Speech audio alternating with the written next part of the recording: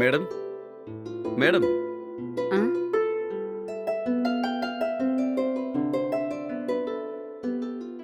ആരാ നിങ്ങള്? ആരെയാ വേണ്ട നിങ്ങൾക്ക്? സാറില്ലേ മേഡം? സാർ ഇവിടെ ഇല്ല. ഒരു ചെറിയ മീറ്റിംഗിന് ഡൽഹിക്ക് പോയിരിക്കുക. അദ്ദേഹം തിരിച്ചു വരാൻ 2 ദിവസം എടുക്കും. അല്ല, നിങ്ങളാരാ? ഞാൻ സാറിന്റെ ഒരു ക്ലോസ് ഫ്രണ്ടാണ്. ഓഹോ. 2 മാസം മുമ്പ് ഞാൻ സാറിന്റെ കയ്യിന്ന് പലിശയ്ക്ക് 2 ലക്ഷം രൂപ കടം വാങ്ങിയിരുന്നു. ഉം. ആ എമൗണ്ട് ഇപ്പോൾ സാറിന് ഞാൻ തിരിച്ചു കൊടുക്കാനായിട്ട് വന്നതാണ്. ഓ, സാരമില്ല, എന്റെ അടുത്ത് തന്നോളൂ. ആ, അതല്ല, സാറിന്റെ അടുത്ത് ഒരു കാര്യം കൂടി എനിക്ക് പറയാനുണ്ടായിരുന്നു. ഒരു നിമിഷം. ശരി.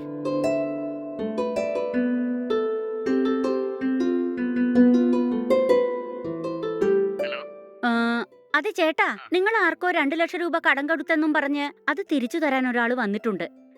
ഞാൻ 2 ലക്ഷം രൂപ കടം കൊടുത്തു. ഞാൻ ആർക്കും കടമൊന്നും കൊടുത്തിട്ടില്ലല്ലോ. അയാൾക്ക് എന്തോ മിസ്റ്റേക്ക് പറ്റിയാണെന്നാണ് എനിക്ക് തോന്നുന്നത്. കാര്യം പറഞ്ഞ് അയാളെ പറഞ്ഞു വിട്ടേക്ക്. ഓക്കെ? ആ, ഓക്കെ ഏട്ടാ. ഇദ്ദേഹം അഡ്രസ്സ് തെറ്റി വന്നതാണെന്ന് തോന്നുന്നു. ഇദ്ദേഹത്തിന്റെ അടുത്തുനിന്ന് ആ 2 ലക്ഷം രൂപ കിട്ടിയിരുന്നെങ്കിൽ നന്നായി എൻജോയ് ചെയ്യായിരുന്നു.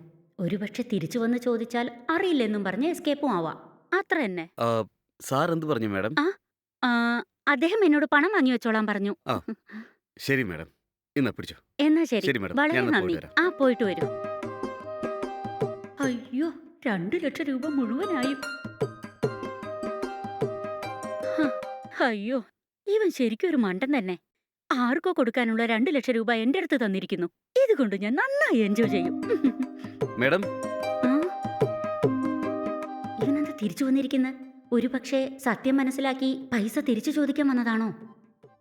ഛേ, ഇപ്പോഴാണ് ഈ പണം കൊണ്ട് നന്നായി എൻജോയ് ചെയ്യാന്ന് വിചാരിച്ച്. അപ്പോഴേക്കും എന്റെ ആഗ്രഹത്തെ ഇവൻ കെടുത്തി കളഞ്ഞല്ലോ. എന്താ, എന്തു പറ്റി തിരിച്ചു അത് വന്നിരിക്കുന്നു? വേറൊന്നുമില്ല മേഡം. എനിക്ക് അത്യാവശ്യമായിട്ട് ഒരു 10,000 രൂപ വേണമായിരുന്നു. ആ? സാറിനോടൊന്ന് ചോദിച്ചിട്ട് മേടിച്ചു തരാമോ? അയ്യോ, ഇവനെന്താ 10,000 രൂപ വേണമെന്ന് പറയുന്നു? ഇവനോട് പൈസ ഇല്ലെന്നും പറയാൻ പറ്റില്ല.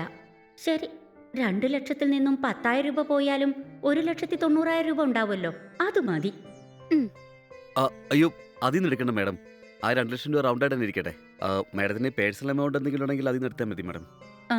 എന്റെ അടുത്ത് പേഴ്സണൽ മണി എന്ന് പറഞ്ഞാൽ അതിൽ 10,000 രൂപയൊന്നും ഉണ്ടാവില്ല. ആ, ശരി, ഒരു നിമിഷം നിൽക്കൂ, ഞാൻ അകത്ത് പോയി ചെക്ക് ചെയ്ത് നോക്കട്ടെ. Okay madam. ഓക്കെ, നോക്കുന്നേ. ആ. 10,000 രൂപ എന്റെ അടുത്ത് ഇല്ലെന്നേ. തൽക്കാലം 7,000 രൂപയേ ഉള്ളൂ. അയ്യോ, സാരമില്ല മേഡം. ബാക്കി കാശ് ഞാൻ വേറെ എവിടെയെങ്കിലും അറേഞ്ച് ചെയ്തോളാം. അങ്ങനെയാണോ? എന്നാ ശരി. Thank you madam. ഞാൻ ഈ കാശ് 2 ദിവസത്തിനുള്ളിൽ സാറിന്റെ അക്കൗണ്ടിലേക്ക് ട്രാൻസ്ഫർ ചെയ്തോളാം. അയ്യോ, അതൊന്നും വേണ്ടെന്നേ. തിരിച്ച് എനിക്ക് തന്നെ തന്നേക്ക്. ശരി മേഡം. എണ്ണി നോക്കിക്കോളൂ. അയ്യോ, അതിന്റെ ഒന്നും ആവശ്യമില്ല മേഡം. മാഡത്തിന് എനിക്ക് പൂർണ്ണ വിശ്വാസമാണ്. എന്നാ ശരി, ഓക്കെ. വളരെ നന്ദി മേഡം. ആയിക്കോട്ടെ. ആ, ഹ്. ഉം, ഉം.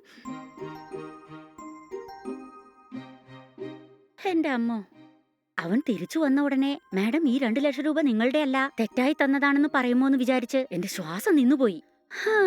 ഇപ്പൊ ഈ 2 ലക്ഷം രൂപയെ എനിക്കാ. ഇനിയിപ്പൊ ഇതുകൊണ്ട് എന്താ ചെയ്യാ? 52 ഇഞ്ചസിന്റെ TV വാങ്ങിയാലോ? എന്റെ അമ്മോ, അയാളാ കാര്യം അറിഞ്ഞാ ഇത്രയും പണം എവിടുന്നാന്ന് ചോദിക്കും. ഇതുപയോഗിച്ച് പഴയ ഫ്രിഡ്ജ് മാറ്റി ഡബിൾ ഡോർ ഫ്രിഡ്ജ് വാങ്ങിയാലോ? അപ്പോഴും അയാൾ അറിയും. ഇതുകൊണ്ട് ഇപ്പൊ എന്താ ചെയ്യാ? ആ, അയൽവക്കത്തുള്ള സരിതയുടെ ബർത്ത്ഡേയുടെ അന്ന് ഡയമണ്ട് നെക്ലേസ് വാങ്ങിയെന്നും പറഞ്ഞു ഭയങ്കര സീനിട്ടായിരുന്നില്ലേ? അതിനേക്കാളും വലിയ നെക്ലേസ് വാങ്ങി അവളെ കാണിച്ച് നമുക്കും കുറച്ച് സീനിട്ടേക്കാം.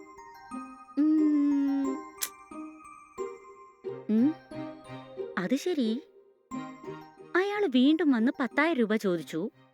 ഇതിൽ നിന്നും എടുത്തു കൊടുക്കാന്ന് പറഞ്ഞപ്പോ വേണ്ടാന്നും പറഞ്ഞു. എന്തിനായിരിക്കും അങ്ങനെ പറഞ്ഞത്? ആ.